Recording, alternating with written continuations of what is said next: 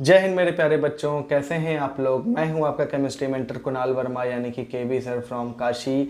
आज हम modern periodic law की बात करेंगे। मतलब अभी का जो पीरियोडिक टेबल हम पढ़ते हैं वो किस हिसाब से और किस आधार पे सारे एलिमेंट्स उसमें अरेंज्ड हैं, इस चीज़ को हम सीखेंगे।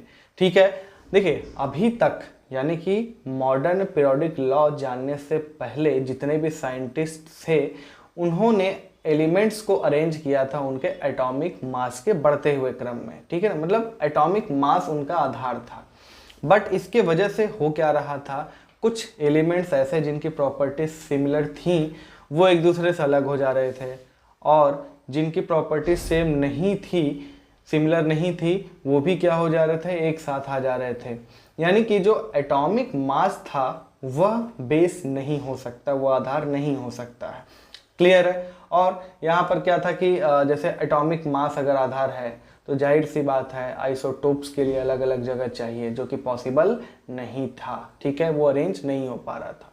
तो हेनरी मोजले साहब ने क्या किया, सबसे पहले उन्होंने जो ही measured the frequencies of x ray emitted by a metal when bombarded with high speed electrons. ठीक है ना, तो देखिए ये मेटल है, ठीक है ना, इस पे क्या किया उन्होंने, हाई स्पीड इलेक्ट्रॉन का बम्बार्डमेंट कराया। ठीक है, और यहाँ से जो भी क्या निकला, एक्सरे निकला। ठीक है, एक्सरे निकलेगा। He discovered that square root of frequency of the X rays emitted by a metal was directly proportional to the atomic number।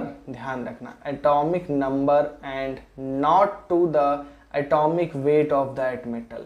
यानी उन्होंने ये जो मेटल लिया था, ये जो मेटल लिया था, अलग अलग मेटल ले रहे थे। जैसे कभी गोल्ड लिया, कभी सिल्वर लिया, कभी गोल्ड, सिल्वर, प्लेटिनम, तो अलग अलग मेटल ले रहे थे। तो जो एक्सरे निकल रहा था वो क्या था, वो अलग अलग फ्रिक्वेंसी का निकल रहा था, और वो डायरेक्टली किस पे डिपेंड कर रहा था, एटॉमिक नंबर पे, not to the atomic weight of that element. Clear है।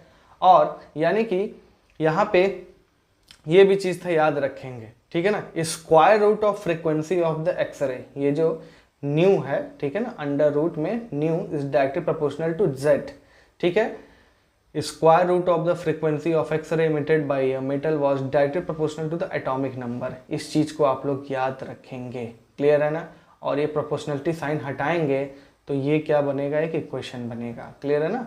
ए और बी क्या है, ए इज प्रोपोर्शनलिटी कांस्टेंट और बी क्या है, constant for all lines in a given series of X ray. जब हम अभी इस पे न्यूमेरिकल करेंगे आगे के लेक्चर्स में, ठीक है ना, एक क्वेश्चन प्रैक्टिस वाला लेक्चर आएगा तो वहाँ पे ये चीज़ें समझ में और भी आ जाएंगी। क्लियर है। अब देखो square root of frequency directly proportional to Z, तो frequency will be directly proportional to Z square. ये भी आप क्या करेंगे, याद रखेंगे। ठीक है, तो इसको नोट करिए, आगे बढ़ते हैं। हो गया। तो यहाँ पे देख लीजिए, जो स्क्वायर रूट फ्रीक्वेंसी का अगर हम जेड से ग्राफ खींचेंगे तो इसका मतलब वो स्ट्रेट लाइन आएगा। तो ग्राफ हम चलिए देख लेते हैं। देखिए ये जो square root of frequency versus atomic number, ये ग्राफ जो है डायरेक्टली प्रोपोर्शनल का है, एकदम रेगुलर ग्राफ है। ये क्या है, ये रेगुलर ग्राफ मिल रहा है। ठीक है ना, ये क्या मिल रहा है, रेगुलर ग्राफ। और यही ग्राफ अगर देखो रूट ऑफ फ्रीक्वेंसी का अगर एटॉमिक मास से ग्राफ खींचा जाए तो ये देखो काफ़ी इरेगुलर ग्राफ है। यानी कि हम ऐसा कह सकते हैं, या ऐसा हमें कहना ही पड़ेगा कि एटॉमिक नंबर पे, ठीक है ना, जो एक्सरे की फ्रीक्वेंसी थी जो इमिट हो रहा था, उसके जो फ्रीक्वेंसी था वो एटॉमिक नंबर पे ज़्यादा अच्छे तरीके से डिपेंड कर रहा है। मतलब अगर हमें कोई फैसला लेना है एक्सरे की प्रॉपर्टीज़ के बारे में तो एटॉमिक नंबर ज़्यादा अच्छे से कह पाएगा, क्योंकि atomic number versus root of frequency का जो ग्राफ है वो रेगुलर आ रहा है। और एटॉमिक मास बहुत अच्छे से नहीं बता पाएगा, क्योंकि इसका ग्राफ जो है वो देखो बहुत ज़्यादा इरेगुलर आ रहा है। यानी कि एलिमेंट्स की प्रॉपर्टीज, ठीक है ना, एलिमेंट्स की प्रॉपर्टीज ऑफ एलिमेंट्स आप लिख लीजिए, आर गवर्नड, ठीक है ना, या ऐसे लिख लो, प्रॉपर्टीज ऑफ एलिमेंट्स, आर को काट दो, depends more on atomic number than atomic mass. ठीक है, मतलब कि अगर एलिमेंट्स की प्रॉपर्टीज को डिसाइड करना है हमें, तो हमें एटॉमिक मास का ज़्यादा ना सुन के मैक्सिमम बातें किसकी सुननी है, एटॉमिक नंबर की सुननी है। तो ये बात तो पता चल गई। ठीक है, on the basis of experiment Moseley concluded that atomic number was a better fundamental property of an element than its atomic mass. That is, atomic number should be the basis of classification of element। इस चीज को भी ध्यान रखेंगे, मोजले के हिसाब से atomic number should be the aadhaar, atomic number आधार होना चाहिए एलिमेंट्स को क्लासिफाई करने का। और इसी पे मॉडर्न पीरियोडिक लॉ भी आया, जिसको हम लोग क्या बोलते हैं, physical and chemical properties of the elements are a periodic function of their atomic number. यानी कि किसी भी एलिमेंट्स का फिजिकल या केमिकल प्रॉपर्टीज किसका फंक्शन होता है, उसके एटॉमिक नंबर का फंक्शन होता है, उसके एटॉमिक नंबर पे डिपेंड करता है। क्लियर है ना। या फिर if elements are arranged in order of increasing atomic number, the elements with similar properties are repeated after a certain regular interval. आई बात समझ में। आगे हम इस चीज को पढ़ेंगे भी कि एटॉमिक नंबर के बढ़ते हुए क्रम में जब हम चलते हैं तो हमें देखने को मिलता है 2, 8, 8, 18, 18, 32। यही वो इंटरवल है जिसके पास जिसके बाद एलिमेंट्स की प्रॉपर्टीज क्या होती हैं, आपस में रिपीट करती हैं, और इन्हीं को क्या बोला जाता है, मैजिक नंबर। ठीक है, मैजिक नंबर। इसके बारे में हम थोड़ा सा पढ़ेंगे आगे के लेक्चर्स में, तो इतना ध्यान रखें। जैसे कि मैं बात करूं हाइड्रोजन, ठीक है ना, हाइड्रोजन, या फिर मैं हाइड्रोजन को हटा दूं, ये भी ठीक है। मैं बात करूं जैसे लिथियम की, लिथियम के बाद प्रॉपर्टी किसके आती है, सोडियम। ठीक है, फिर पोटेशियम, फिर रुबिडियम, फिर सीजियम, फिर फ्रेंशियम। इसका एटॉमिक नंबर कितना होता है, 3। इसका क्या होता है, 11। इसका 19। अब यहाँ पे देखो कितने का अंतर है, यहाँ पे देखो कितने का अंतर है, 8 का। यहाँ पे कितने का अंतर है, 8 का। ठीक है, और इसके बाद कितने का अंतर है, देखो ये 37, ये 18 का अंतर है।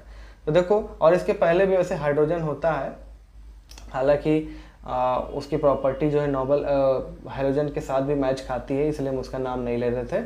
इसका एटॉमिक नंबर 1 होता है। देखो हाइड्रोजन के बाद लिथियम, इसको रखा तो जाता है भाई एस ब्लॉक में ही, तो इसका भी क्या है, एटॉमिक नंबर 1 है। तो 1 के बाद देखो यहाँ से लिथियम के बाद 2, तो 2, 8, 8, 18, फिर 18, फिर 32।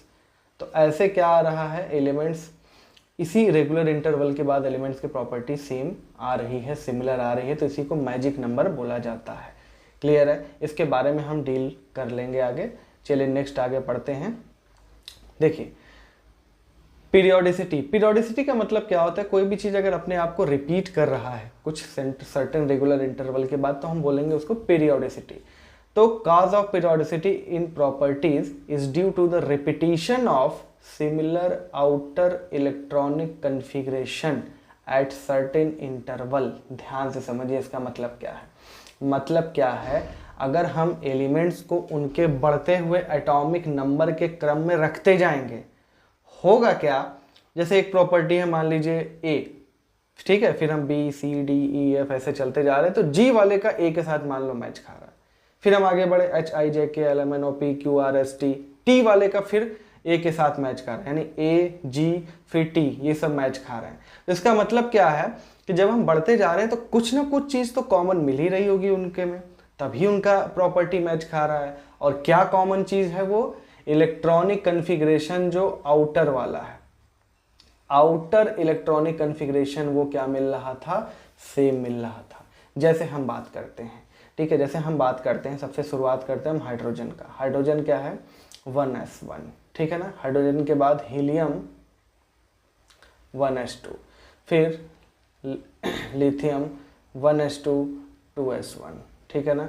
फिर बेरिलियम 1s2 2s2, ठीक है। फिर बोरॉन 1s2 2s2 2p1, ठीक है ना। फिर कार्बन 1s2 2s2 2p2, फिर नाइट्रोजन 1s2 2s2 2p3, ठीक है ना। फिर ऑक्सीजन का लास्ट में 2p4 आएगा, फिर फ्लोरीन का 2p5, फिर नियॉन का 2p6, फिर उसके बाद सोडियम आएगा कितना 3s1। अब ध्यान से समझो, हाइड्रोजन की बात की अगर हम बात करें, जैसे हाइड्रोजन है 1s1, उसके बाद s1 जरा चेक करो तो किसका आ रहा है, यस लिथियम का आ रहा है। यानी कि हाइड्रोजन और लिथियम की प्रॉपर्टी क्या होगी, सेम होगी, ठीक है। मैं एक जनरल बात कह रहा हूँ, ये मत दिमाग में रख लेना कि मैं बोल रहा हूँ कि हाइड्रोजन और लिथियम की प्रॉपर्टी सेम ही होगी। मैं एक जनरल बात कर रहा हूँ, हाइड्रोजन गैस है, लिथियम क्या है, मेटल है, ठीक है। मैं एक जनरल बात कर रहा हूँ कि किसको साथ रखना चाहिए, किसको साथ नहीं रखना चाहिए, या फिर पीरियोडिक टेबल किस आधार पे बना है। तो हुआ क्या, हाइड्रोजन जो है यहाँ पे रखा गया, मान लीजिए शुरुआत किया गया, फिर हाइड्रोजन के बाद सबका कन्फिग्रेशन किया गया। अब ये 1s1 है और लिथियम फिर आ गया s1 वाला, तो उसके नीचे रख दिया लिथियम को। फिर आगे बढ़ा गया, फिर देखा गया कि s1 किसका आ रहा है, s1 किसका आ रहा है, s1 किसका आ रहा है, तो ध्यान दिया गया सोडियम, तो सोडियम को उसके नीचे रख दिया गया। क्लियर है, ऐसे चलते गए हम। फिर हम देखें कि s1 के बाद s2 वाला कौन है, तो हीलियम आ रहा है, ये हीलियम, ठीक है। फिर s2 वाला देखा गया तो बेरिलियम, तो ये बेरिलियम उसके नीचे, क्योंकि ये 1s2 था, ठीक है। हीलियम क्या था, 1s2 था और बेरिलियम 2s2 था, ठीक है ना, 1s2 और ये 2s2। तो s1 वाले के नीचे s1 वाला ही आएगा, जितना भी s1 वाला आता जाएगा। जैसे हाइड्रोजन में 1s1 है, लिथियम में 2s1 है, सोडियम में 3s1 है, उसी तरह पोटेशियम का 4s1 आएगा, ठीक है ना। नीचे और रुबिडियम, सीजियम, फ्रांसियम सबका 5s1, 6s1, 7s1 ऐसा ही आएगा, तो इसीलिए सबको एक साथ रख दिया गया। क्लियर है ना, तो एक ग्रुप में रखा जा रहा था और सबका जो है आउटर मोस्ट कन्फिग्रेशन सेम था। उसी तरह हीलियम 1s2 आ रहा है, बेरिलियम 2s2 आ रहा है, फिर बेरिलियम के नीचे अगर मैं सोडियम की बात करूं, मैग्नीशियम, इसका आता है 3s2, ठीक है। तो बेरिलियम के नीचे क्या आ जाएगा, मैग्नीशियम। क्लियर। उसी तरह देखो बोरॉन में जैसे 2p1 आ रहा है, तो यहाँ पे बोरॉन रख दिया गया। फिर बोरॉन के नीचे अगर तुम देखोगे, एल्यूमिनियम का कन्फिग्रेशन करोगे, तो ये 3s2 के बाद 3p1, तो जाहिर सी बात है बोरॉन अगर 2p1 है तो उसके नीचे एल्यूमिनियम आना चाहिए 3p1। क्लियर है। तो ये बात आप समझिए कि एलिमेंट्स को सजाने का आधार क्या था, similar outer most electronic configuration. अगर मतलब सीधी सी बात है, सारे एलिमेंट्स का कन्फिग्रेशन करके देखा गया, जितने भी s1 वाले थे उन सबको एक साथ रख दिया गया, जितने भी s2 वाले थे उन सबको एक साथ रख दिया गया, जितने भी p1 वाले थे, p2 वाले थे, p3 वाले थे, सबको एक साथ रख दिया गया। क्लियर है। और ये बात भी ध्यान रखें, जैसे s में क्या होता है, s में एक ही डब्बा होता है, या तो s1 पॉसिबल है या तो s2 पॉसिबल है। इसीलिए s ब्लॉक में कितने ग्रुप मिलते हैं, 2 ग्रुप मिलते हैं, एक पूरा ये s1 वाला जितने आ रहे हैं और ये एक पूरे s2 वाले। क्लियर है ना। और p में p1 से लेकर p6 तक पॉसिबल है, तो p1 वाले ये सारे, फिर p2 वाले, p3, p4, p5, p6 ये सब वाले, यानी कि p में कितने ग्रुप मिलेंगे, 6। d में d1 से लेकर d10 तक होता है, तो d1 d2 ऐसे करके 10 तक हो जाएगा, ठीक है। और f ब्लॉक के लिए अगर हम जगह देंगे मेन पीरियोडिक टेबल में, तो 3 डायमेंशनल हो जाएगा वो, ठीक है ना। तो इसीलिए उसको एक अलग ही रख दिया गया और पीरियोडिक टेबल इतना खींच जाएगा।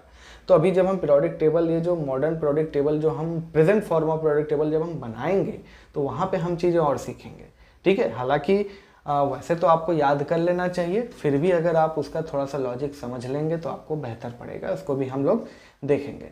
क्लियर है। तो ये आधार आपको समझ में आ गया, इसको नोट कर लीजिए। तो देखिए, जब एटॉमिक मास के जगह पे एटॉमिक नंबर आधार बना दिया गया, तो 2 जो मेन डिफेक्ट्स था पीरियोडिक टेबल में, ठीक है, वो उससे राहत मिल गई। सबसे पहला एनोमलस बिहेवियर, ठीक है। एनोमलस बिहेवियर में जैसे हमने मेंडेलिक पीरियोडिक टेबल में देखा था, ठीक है, जैसे ये टेलोरियम, ठीक, ये आयोडीन, ठीक है। और मतलब इनका क्या था, इनका एटॉमिक मास का अरेंजमेंट जो है वो गड़बड़ा गया था, ठीक है। और इसी के साथ साथ कोबाल्ट और निकेल भी थे, ठीक है। जैसे इसका टेलोरियम का एटॉमिक मास 127.6 और आयोडीन का 126.9, कोबाल्ट का 58.9 और इसका 58.7। भाई ये राइट साइड कैसे हो सकता था? जब ये एटॉमिक क्या था कि एटॉमिक मास का आधार था, ये एटॉमिक मास कम है, ये एटॉमिक मास ज़्यादा है, ये एटॉमिक मास कम है, ये एटॉमिक मास ज़्यादा है, ठीक है ना, ऐसा होना चाहिए। बट ये देखो ये ज़्यादा वाला पहले आ जा रहा है और कम वाला बाद में आ रहा है, तो ये बढ़ता हुआ एटॉमिक मास का क्रम रहा ही नहीं, ठीक है। तो ये दिक्कत थी जब एटॉमिक मास का आधार। हाँ, इनकी प्रॉपर्टीज देखिए, नो डाउट आज के समय में टेलोरियम से आगे ही आयोडीन होता है, ठीक है, क्योंकि इसका एटॉमिक नंबर कितना होता है 53 और इसका कितना होता है 52, ठीक है, 52, 53। तो जो अब क्योंकि एटॉमिक नंबर का बढ़ता हुआ क्रम हो गया तो जाहिर सी बात है 52 के बाद 53 आना ही चाहिए। तो ये एटॉमिक मास वाला चीज सही था ही नहीं। क्लियर है? कोबाल्ट का एटॉमिक नंबर कितना होता है 27 और इसका कितना होता है 28। क्लियर है? तो ये बात समझ में आ गई आपको कि क्या आधार है, एटॉमिक नंबर आधार है, तो लेफ्ट से ज़्यादा राइट वाले का एटॉमिक नंबर ज़्यादा होना चाहिए, ये ज़्यादा महत्वपूर्ण है, ठीक है। हालांकि अब जैसे अब जो जिन लोगों ने एटॉमिक मास का ही आधार बताया था उनके लिए तो भाई ये सर दर्द हो गया, क्योंकि वो तो बोले थे कि भाई हर अगला एलिमेंट जो आएगा वो बढ़ते हुए एटॉमिक मास के क्रम में होगा। तो भाई अब ये ज़्यादा है तो कम पहले कैसे आ गया? क्लियर है? तो ये एनोमलस पेयर जो थे वो कुछ उससे राहत मिल गई कि हाँ चलो अब इसको एक्सप्लेन हमने कर दिया कि क्यों ये लेफ्ट है, क्यों ये राइट है, क्यों ये लेफ्ट है, क्यों ये राइट है, क्योंकि लेफ्ट वाले का एटॉमिक नंबर कम है, भले एटॉमिक मास ज़्यादा है, ठीक है। इसे वो भी थे, आर्गन और पोटेशियम भी थे, उनका भी आप अपने से देख लेंगे, ठीक है। पोजीशन ऑफ आइसोटोप्स, अब देखो बहुत बड़ी राहत थी आइसोटोप्स, क्योंकि आइसोटोप्स क्या होते हैं? डिफरेंट एटॉमिक मास या डिफरेंट मास नंबर। तो डिफरेंट एटॉमिक मास अगर है, अब जैसे मैं बात करूँ कार्बन 12 वाला भी होता है, कार्बन 13 वाला भी होता है, कार्बन 14 वाला भी होता है, ऑक्सीजन 16 वाला भी होता है, 17 वाला भी होता है, 18 वाला भी होता है। अब बताओ अगर अलग अलग मास के हैं तो हमको ऑक्सीजन के लिए 3-3 पोजीशन रखना पड़ेगा अगर हम मास को, एटॉमिक मास को टारगेट करके चल रहे हैं। बट इसका एटॉमिक नंबर कितना है 8, इसका एटॉमिक नंबर कितना है 8, इसका एटॉमिक नंबर कितना है 8, ऐसा कितना है 6, 6, 6। तो ये टेंशन खत्म कि भैया कार्बन चाहे कोई भी आइसोटोप उठा लो, सबका एटॉमिक नंबर 6 है, तो इसके लिए एक रिस्पेक्टिव क्या होगा पोजीशन पीरियोडिक टेबल में दिया जाएगा। आई बात समझ में? तो ये कुछ राहत थे जो कि मिल गए, बट डिफेक्ट तो अभी भी है जो present form of periodic table है, तो उसको जब हम बनाएंगे तो वहाँ पे 1-2 चीज़ें डिस्कस कर लेंगे। तो आज हम इतना ही रखते हैं, ये चीज़ आप समझिए कि कैसे आया, मोज़ले का एक्सपेरिमेंट क्या था। क्लियर है? तो मिलते हैं अगले क्लास में, तब तक के लिए जय हिंद।